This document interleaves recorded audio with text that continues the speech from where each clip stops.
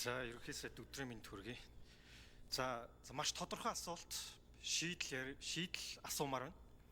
За оюу толгой бүлэг стратегийн ордын хил загт албан ёсоор оршиж байгаа Онтре компани эзэмшилтэйгоо Жавхлант Шивэ толгой гэсэн энэ хоёр үндсэн лиценз дээр яг оюу толгой дээр бид нэр 2009 онд хөрөнгө оруулалтын гэрээ байгуулсан шиг бид нэр гэрээ байгуулах уу?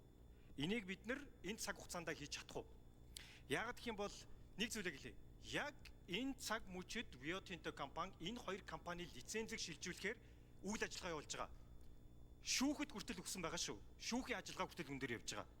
Тэгэхээр энийг бид нэр шийдэж чадах уу? Үндсэн хуулиа хэрэгжүүлж чадах уу? Бид нар Монгол улсын хууль тогтоомжоо хэрэгжүүлж энэ ард түмний хүлээж байгаа ард түмний эрх ашигыг нэгдүгээр тавьж байгаад энэ онтре дээр шинэ хөрөнгө оруулалтын гэрээ хийж чадах уу? За хоёрдугаарт 2011 онд дахин тодтогсон нэмэлт өөрчлөлт оруулсан хувь нийлэгчдийн гэрээ гэж байгаа. За энэ гэрээгээр Монгол улсад энэ 12 тэрбум доллар болсон хувь нийлэгчдийн зээл 11% төлж байгаа. Энийг бид нэр дахин авч хилцэх гэрээний эрх нь байгаад байна. Энэ эрх нь дуусахад бид нарт 100 гаруй хүрэхгүй хоног л үлдсэн байна. Тэгэхээр энэ гэрээний эрхээ хэрэгжүүлж гэрээний хугацаанд нь бид нар хүүгээ бууруулж чадах уу? Хүүгээ зах зээлийн зарчимд нийлүүлэн зохистой бууруулж чадах уу гэж асуух гэдэг. Тэгэхээр энэ хоёр зүйлийг бид нар энэ хуулийн хугацаанд нь энэ гэрээгээр олгосон эрхийн хугацаанд нь ерөнхийдөө бид нар хийж чадах уу? Хийж амжих уу?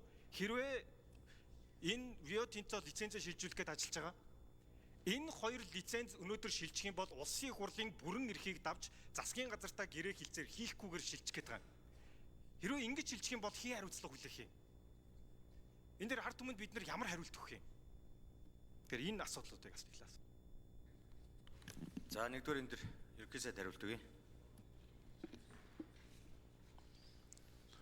За Баттай эрдэмтлэгч ер нь өөрөө асуугаад өөрөө та хариулчлаа. Та өөрөө ажлын хэсгийг ахалж байгаа юм шүү дээ. Засгийн газар орж болохгүйгээд ажлын хэсгийг ахлаа явж байгаа юм. Та манай өрөөнд уулзсан. Би танд маш тодорхой байр суурь илэрхийлсэн. Хамгийн сайн мэдж байгаа миний байр суурийг. Бид үндсэн хуулиар хэрэгжүүлэх ёстой. Энэ дондороо хүүгийн зардлыг яаж бууруулах вэ? Би яаж ажиллаж байсан? Хүүгийн зардлаас энэ өрчин үсэт байна. 34% эзэмшиж байгаа нэртэй боловч ногдлол шиг авахгүй. Ягаад гэвэл хүүгийн зардал менежментийн төлбөрөөр нийт чигээгээд байна. Лайбер нэмэх нь 6.5% аваад байна. Энэ дээр ажил. Бас нийтэд ярьж болохгүй асуудал байна. Хилцээр яриа стратеги энэ дээр мэтгэлцээ хэдий чухал боловч гар урав чанцуу дотроо гэж 3 дахь чигтгээдээ задлаад авахгүй. Өнөөдөр арбитрийн шүүх хурал явж байгааг та маш сайн мэдж байгаа. Бид нар давуу байдалтай явж байгааг маш сайн мэдж байгаа. Энэ бүхэн маань бидний яриа хэлцээрийн стратегийг нөлөөлөх учраас би улсын их хурлын ажиллаж байхдаа улсын их хурлын 103 дугаар тогтоолоор энэ үүргүүдийг чинь тодорхой өгөгдөөд Дубайн гэрээнээс ахуулаад тодорхой чиглэлүүдийг гаргаад ажиллаж байгаа. Тийм учраас энэ дэд ажлын хэсгийн хүрээнд болон ажлын хэсгийн хүрээнд явж байгаа энэ асуудлуудыг бид онцгой анхаарч ажиллах хэрэгтэй. Энэ чиглэлээр бас манай сангийн сайдаар ахлуулсан ажлын хэсэг байгуулагдаж байгаа. Сангийн сайд тодорхой мэдээлэл. За сангийн сайд 3 дугаар эндрээс нэмэлт хариулт өгье. Батнайрын гишүүний асуулт нэмэлт мэдээлэл өгье. За сая ерөнхий сайд их тодорхой хэллээ бид удахгүй хэлцээр дорн тийм учраас тактикаа хараад бид нар ярьж болох юм байна, ярьж болохгүй зүйлүүд байна. За ярьж болох 3 зүйлийг хэлье. Одоо хэмжих нэгжээр бид нар софтвер дээр нэмэх 6.5-ыг хүүг төлж байгаа 18 оноос хойш. За энэ хооронд бид 6 тэрбум төгрөгийн үндсэн өрөн дээр 5 тэрбум төгрөгийн хүү бодогдоод 11 тэрбум болцсон байна. За софтвер дээр нэмэх нь 6.5 гэдэг бол өнөөдөр манай засгийн газрын үнэлгээ софтвер дээр нэмэх нь 2.3 байгаа. Өнөөдрийн манай эрсдлийн үнэлгээс 3 дахин илүү үнэтэй хүү төлөд байгаа.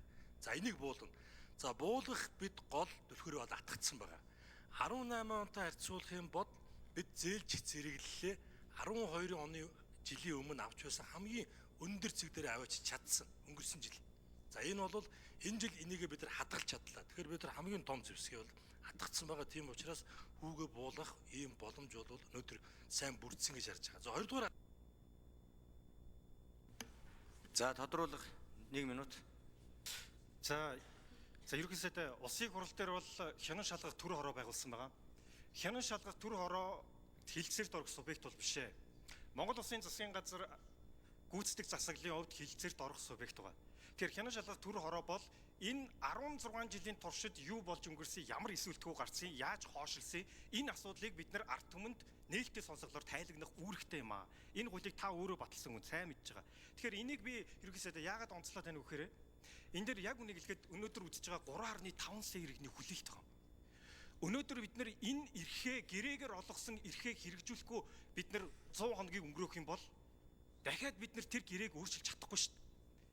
Тэр гэрээгээр өнгөрчих юм бол Rio Tinto уучлаарай хугацаа дууссан байна гэж хэлэх эрхтэй болох гэдэг юм ба. Тэгэхээр энэ дээр ямар нэгэн шийдлийг бид нар заавал гаргах ёстой гэдгийг л олон нийт ард түмэн 3.5 сая иргэн харж байгаа шүү. Тэгэхээр энэ дээр та амлалтаа өгч чин сэтгэлээсээ өгсмээр.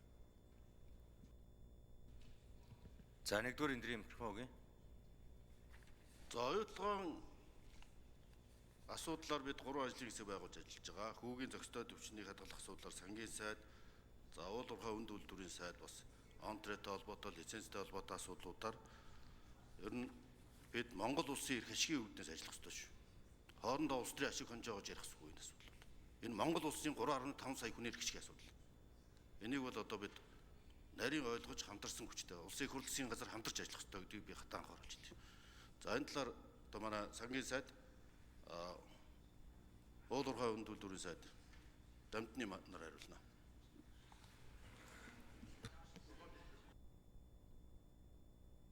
Харин тийм. Одоо хариулах дэггүй болчлоо. Чухлан сайд. За Чимбатрын анар гишүүн.